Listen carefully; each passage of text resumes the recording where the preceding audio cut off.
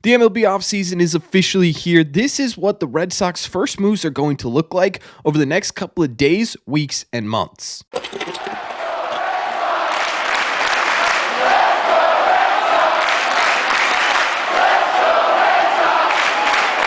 What is going on, everybody? Welcome back to Red Seat Radio. My name is Corbin. The Dodgers win over the Yankees. The offseason is officially here, and the Red Sox have a lot to do. But before we get into what that actually is, today is November 1st, which officially starts the Red Seat Radio Movember campaign. For those of you who weren't here last year, every year we raise money for the Movember Foundation, which is a foundation that brings tools to men's both mental and physical health all around the globe. It's an absolutely fantastic foundation. Last year, we crushed our goal of $500. This year, we're trying to get even better than that. We're going to try and hit $1,500 this month for Movember. There are a couple of incentives for you guys. First of all, I will be growing a mustache until we hit that goal. Nobody wants to see that. Secondly, every $500 we raise right here on this channel, we're going to be giving away some really awesome prizes to people who donate. So if you want to help in the fight against men's mental health struggles and physical health struggles throughout the world,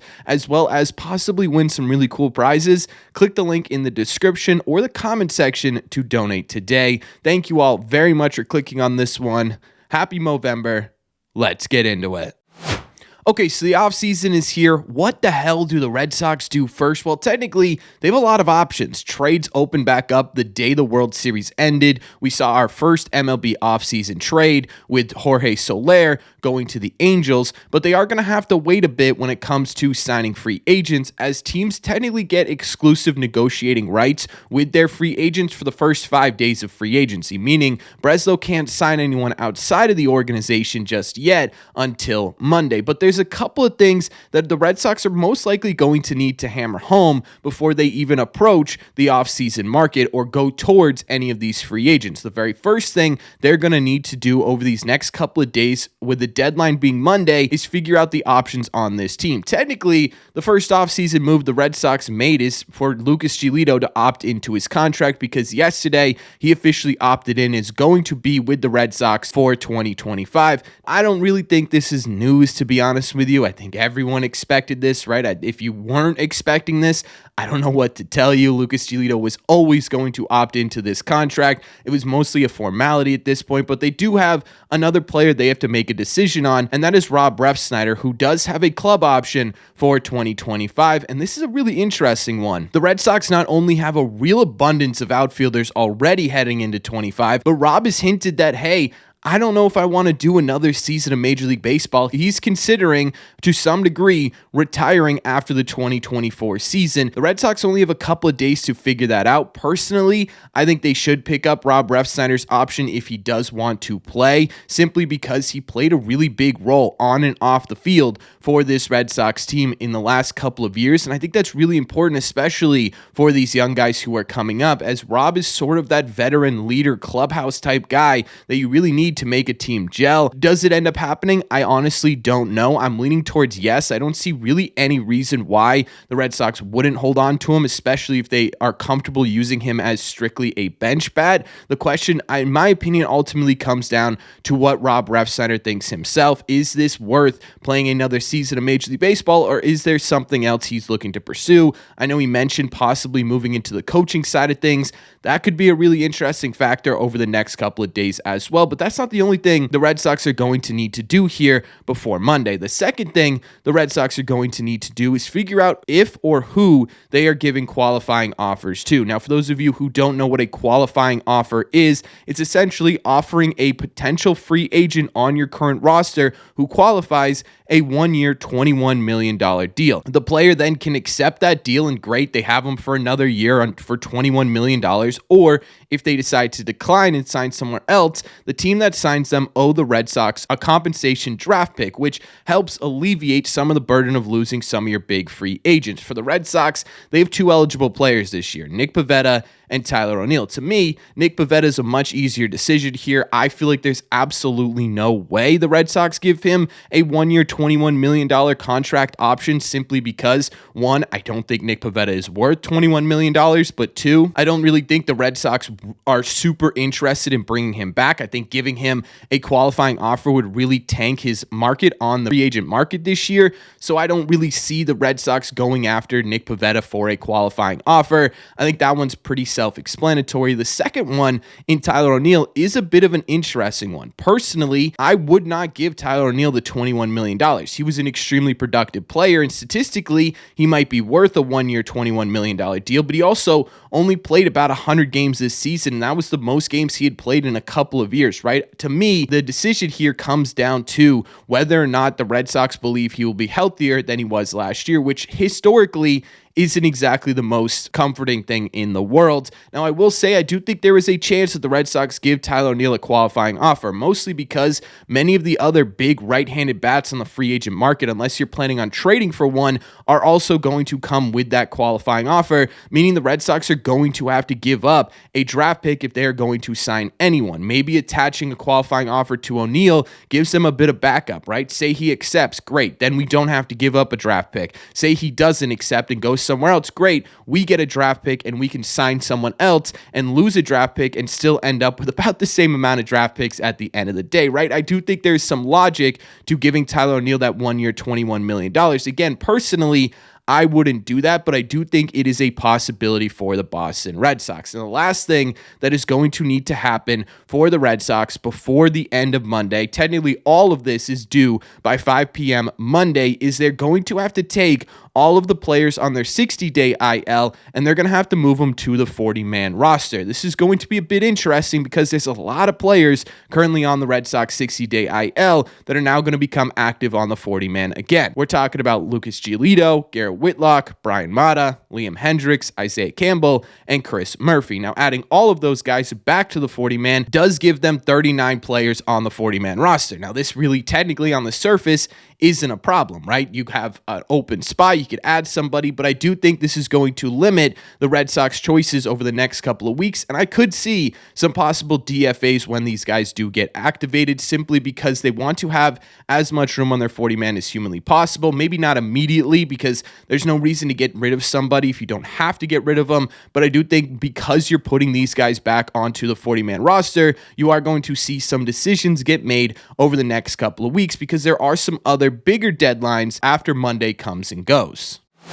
So after all of that is done by Monday, by 5 p.m. Monday, the field kind of becomes pretty open, right? Like we said, the Red Sox are now free to sign whoever they please, which obviously we are going to be talking about a whole lot on this channel. Trades can get done at any point, but those are going to take a pretty decent amount of time to develop unless the perfect deal falls into the Red Sox lap, which would be awesome. I don't see that happening over the next couple of days, but essentially Monday is when free agency, really the frenzy, starts to begin. You start to see the rumors, you start to see the connections, you start to hear the flights tracked, right? That's what's going to happen after Monday, especially with so many big free agents on the market right now. But I do want to point out a couple of other important dates over the next couple of weeks/months that you should be paying attention to in terms of moves for the Red Sox. I think the first one being GM meetings, which are held from November 5th to November 7th. Not the same thing as the winter meetings. Certainly less deals get done there,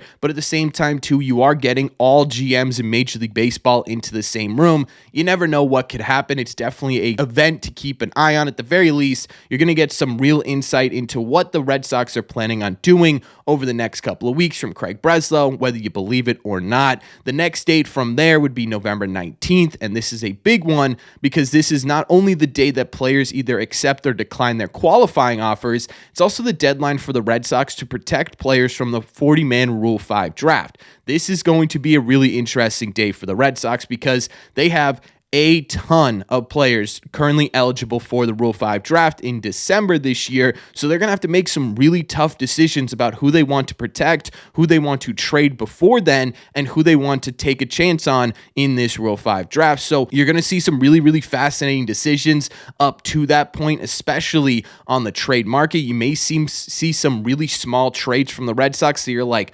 what the heck? Why are we doing this? Why are we trading for some guy who you're most likely going to stick as AAA depth in the minor league system?